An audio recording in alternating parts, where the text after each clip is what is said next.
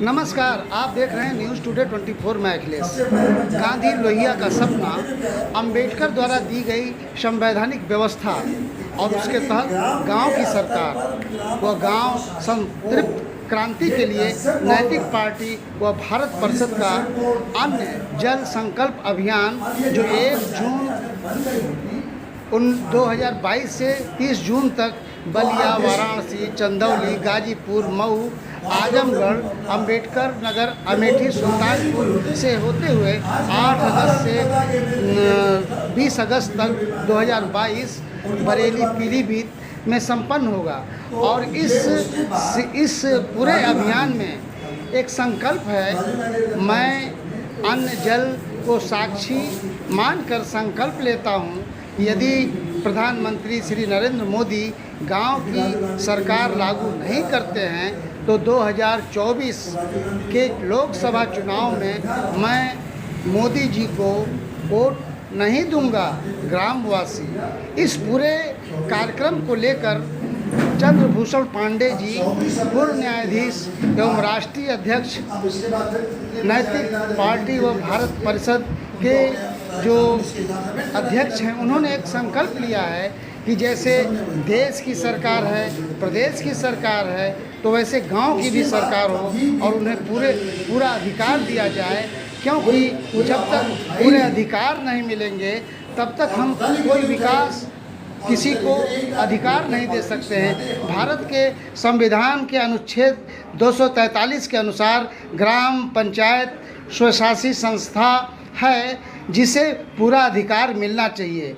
आइए हम सीधे बात करते हैं चंद्रभूषण पांडे जी से, जो न्यायाधीश हैं। और में आपका स्वागत है। अब बताएं, गांव की सरकार के विषय में क्या योजना है?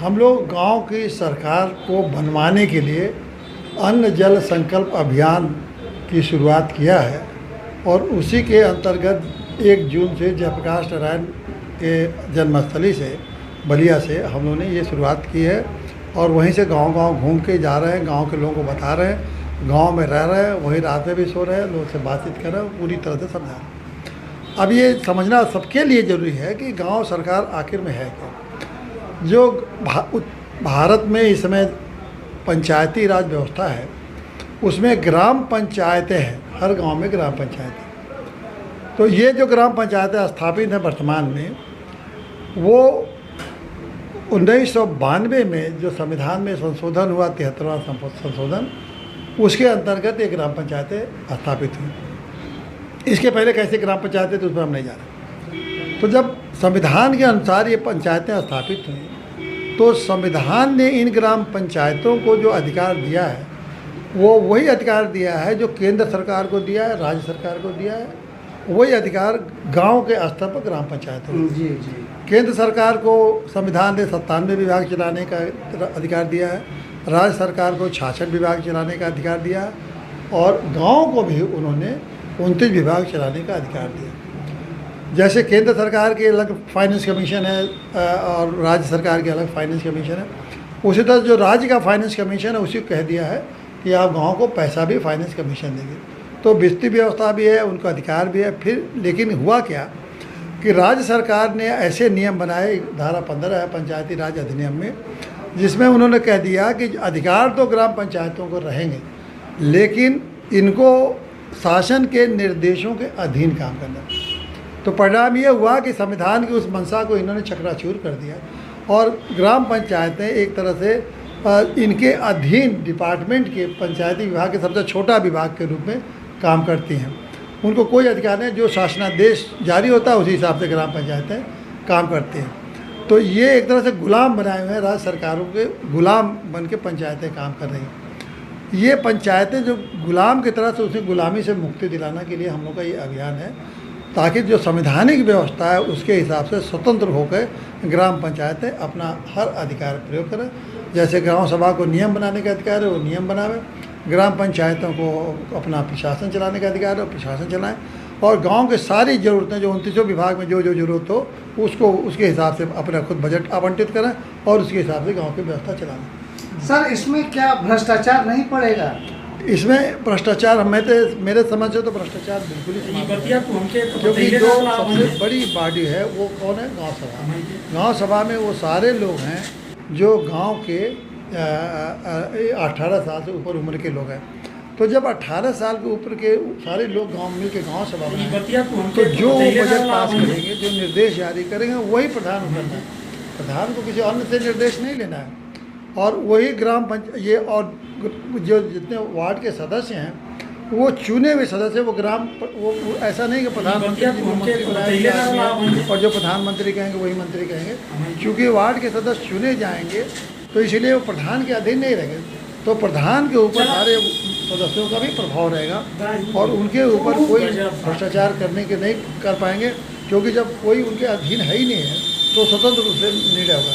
और अगर होगा तो ग्राम सभा जब चाहे तब गांव के लोग उन पर उस पर अपना रद्द कर सकते हैं। सबसे बड़ी चीज़ है कि गांव में दबंग टाइप का और वो एक तरफा अपना एक माहौल बना के लोग गांव पर सत्ता पा जाते हैं। तो क्या ऐसे में न्याय जो एक चुनाव की प्रक्रिया होगी वो प्रभावित नहीं होगी? अब दबंग एमएलए नहीं है, एमपी नहीं है। 204 करीब 55% अपराधी तो लोकसभा में है और उससे ज़्यादा 65-70-75 विधानसभा में। तो ये वहाँ तो अपराधी हैं। गांव में तो एक दूसरे को लोग जानते हैं। साथ गांव में कभी किसी कुछ गांव में दबंग लोग चुन जाए, बाकी लोग दबंग लोग गाँव में चुने नहीं पाते। एकाध कुछ गाँव में 5% तो हर सिस्टम में बुराई होगी। लेकिन पहले तो आपने उनको संविधान का अधिकार ही नहीं दिया। पहले अधिकार देके तो हो सकता है कि गाँव के लोग वो काम करके दिखाएं जिसकी आपने कल्पना नहीं की थी, गाँव को स्वर्ग बना दें। कुल मिला जुला के जो पहले भारत सोने की चिड़िया थी और उस चिड़िया को छिन्न भिन्न कर दिया गया। आज के राजनीतिक परिदृश्य को देखा जाए तो देखिए, राजनीतिक सत्ता के लिए उन्होंने गांव को बांट दिया है, तोड़ दिया, पूरे समाज को विच्छिन्न कर दिया है। और मैं तो गारंटी के साथ कहता हूँ कि जो लोग कहते हैं कि भारत की सोने की चिड़िया होगी, भारत की संस्कृति को स्थापित होगी, असल में जो भी संस्कृति भारत की बची है, अभी भी बची है, वो गांव में बची है। गांव के लोगों ने बचा कर रखा। और भारत सोने की चिड़िया कभी नहीं बच सकती जब तक कि आप गांव सरकार नहीं लागू करते हैं।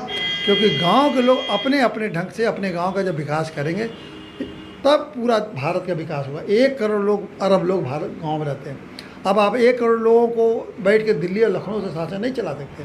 तो जब 1 करोड़ लोग का हालात को उनके अपने अधिकार नहीं देंगे तो कैसे आगे भारत बढ़ सकता है? कुल मिला जुला के देश के विकास का रास्ता गांव से ही होकर गुजरता है। देश के विकास का ही नहीं, सोने की चिड़िया बनने का, देश की सभ्यता और संस्कृति की रक्षा करने का, देश में हमारे जो नैतिकता थी हमारे भारत में, उस नैतिकता को बचाने का और एक भारत को दुनिया का सर्वश्रेष्ठ बनाने का अगर हम कभी भी कल्पना करते हैं तो वो गांव की सरकार जब बन जाएगी तब आप देखिएगा कि उसके 5 साल के अंदर ही भारत का कायाकल्प हो जाएगा। अभी आपने जितना सर्वे दौरा किया है उसका एडवांटेज क्या रहा?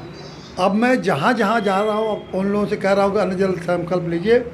इतने उत्साहित हो के लोग अन्न जल का संकल्प ले रहे हैं और कह रहे हैं कि प्रधानमंत्री मोदी जी अगर आप ये नहीं लागू करेंगे गांव सरकार तो हम आपको वोट नहीं दें। तो इससे बड़ा रिस्पांस क्या होगा? एक आदमी भी ऐसा नहीं मिला जो कहे कि हम अन्न जल संकल्प लेंगे। और हज़ारों लोग अभी हम 7 दिन में हज़ारों लोग संकल्प ले चुके हैं। तो ये तो मैं लगता है कि हमें बहुत जल्दी तूफान आने वाला है। जी,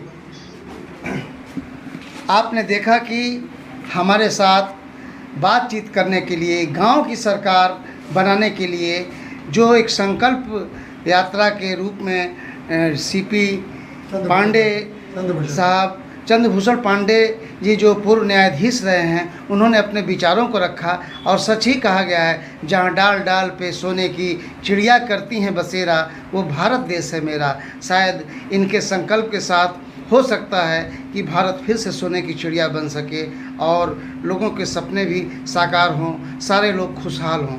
अखिलेश यादव, न्यूज़ टुडे 24। बने रहें ऐसी ताज़ा तरीन खबरों के लिए। नमस्कार।